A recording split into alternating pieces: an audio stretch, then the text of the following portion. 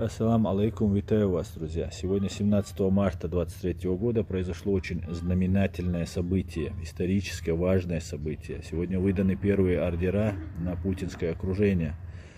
Международный уголовный суд в Гааге выдал ордера на арест президента несостоявшейся фашистской Российской Федерации Владимира Путина и детского омбудсмена Марии Львовой-Беловой по делу о насильственной депортации детей с оккупированных территорий Украины в Россию. Генпрокуратура Украины передала МУ 40 томов материалов о депортации более 16 тысяч украинских детей из нескольких областей.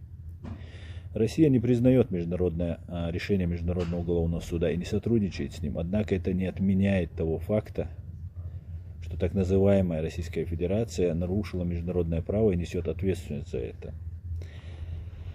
Это решение Международного уголовного суда приветствуется многими общественными организациями и правозащитниками, в том числе и Human Rights Center Ичкерия. Мы приветствуем это решение с надеждой на то, что оно поможет привлечь виновных к справедливости и приведет к тому, что чеченский народ, который уже более 30 лет ждет справедливости, наконец-то получит сатисфакцию за гибель 300 тысяч граждан Чеченской Республики Ичкерия, среди которых было 42 тысячи детей.